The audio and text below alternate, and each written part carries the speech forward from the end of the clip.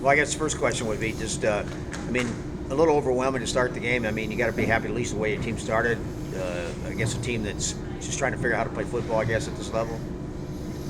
I think that's an inaccurate statement. I think they're a first-year program that has developed and gotten better every week. I thought they came out with a great plan against us, and we were down some guys and played a completely different scheme of defense. But I give them a lot of credit because they came out and took it to us in that first quarter and went right down the field. And we got lucky and staved off that. So that was good. But we did get back together. Offense came out and hit a big bomb, and we were able to get things situated in defense and get the win. Okay, about that bomb, that 78-yarder second play of the game, are you kind of thinking that was a situation where you want to make sort of a statement? They did what they did, but they did a pretty good job and cut you short, then you guys came right back? That wasn't a statement. That was Chase ran by the guy, and Nick found the open man, and that's what happened. That's always an option in our pass game, is to go vertical and try to get him. And Chase just ran by the guy. He was open, but that wasn't strictly called for Chase to run down the field and catch it. He was the open guy. You mentioned the different guys on defense. Was this a COVID-related thing? You wanted different guys in? I mean, it's all COVID-related. We also wanted to give our young guys an opportunity to play, and we can see them on film and see what they do as well. So we were hoping to play a lot of guys if it got like this. And the COVID test, it kind of got us, and it's really not a lot of positive tests. It's the contact tracing that gets you. And we try to stress to our guys what you have to do in order to play: wear a mask and do things the right way, and then you're okay. And some of our guys have chosen not to do that, and they weren't here today. So it's going to be difficult going in because they're going to be 10 to 14 days out. And we'll try to find a way to get ready to play Missouri Western and keep them in shape until they can come back. Having a week off for you guys this next week, I guess you didn't schedule a game for this next Saturday. Do you think that's going to help you guys in a lot of ways? I mean, just getting healthy, at least as far as maybe cutting down the COVID numbers? I think the biggest thing is to get guys back from the virus. And you look, last week we had about 18 to 20 guys out. This week we were planning to suit 88 people and ended up suiting up 53, I believe. And there was all that related. But that's what happens. In this day and age, you deal with it. And anybody says next man up, but this is a different type of year because they get a year back. So we can play a lot of younger guys that we wouldn't normally play, and they get some action that they normally wouldn't get. And we knew that coming in, and Michael McBroom and I, when all this was coming down, I said we're going to play because these young guys deserve to play. So I'm looking forward to getting the guys back, but I sure was happy with the way our young guys played tonight. Expound on the young guys. I mean, Seth Hogan got a lot of carries, and Christian Tomes, Brett Leach. I mean, on defense, you had tons of guys. Let's start with Seth. And Seth's a good football player. Just look what's ahead of him. You got Khalil, you got Brandon, you got Compton, you got Prince, and the pecking order falls. And as good a football player as he is, those guys are just a little bit better.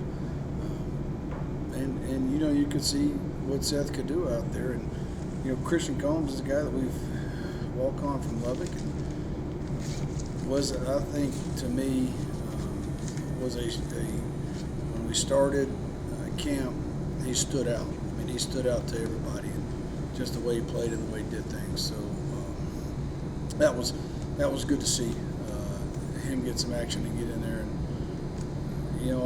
every young guy got an opportunity to play. So I thought that was good. We had Jake Cosper playing defense. I mean, we had two defensive backs up until last night, and we got two back this morning. And one was in Dallas actually, and had to flew in for the game. So that was one of those things that happens, and I'm glad he came back. And we were able to do what we needed to do.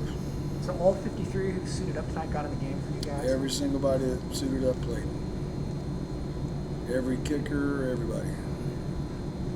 What is there? I think I've probably asked this before, but is there a frustration level? Does it matter? I mean, you just play who shows up. I had a high school coach tell me one day, hell, we might have 11 different guys play every week. I mean, do you just accept that reality? It's very frustrating, but you do accept the reality of it. I mean, you wonder how these guys get positive. And here's the thing: we test every week. We test guys with no symptoms, and they come back with the virus. They come back positive, and then they start the contact tracing. And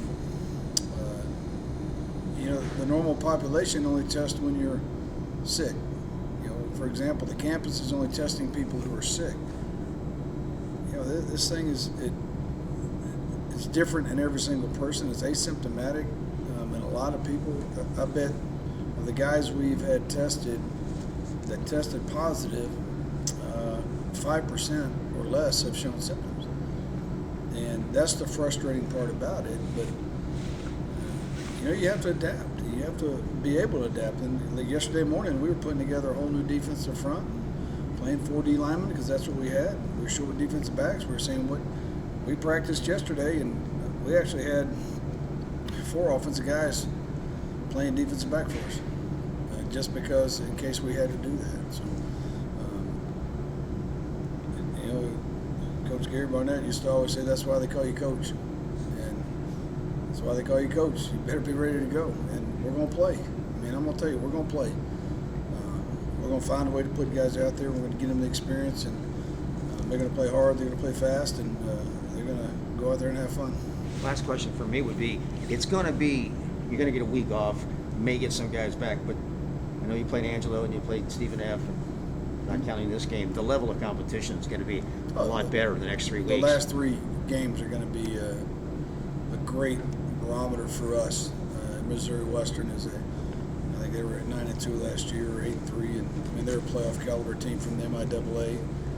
2 weeks after that, we got Pittsburgh State, who's been a powerhouse in Division II, and then Colorado Mesa, who was recently challenged in the RMAC and won a couple of RMACs some years ago, and been in playoffs. So you're looking at 3 playoff caliber teams that are coming in, and we wanted to do that. We wanted to play those type of teams if we could, because we want to see where our program is. I want our players to know that you're going to have to run a gauntlet like this to go and win a national championship. It's not going to be easy. And, you're going to have to stay over Thanksgiving, and that's why we purposely scheduled a game over Thanksgiving holiday, so we could practice that routine and be in that routine, because that's where we want to be, this time next year, in the playoffs doing that. So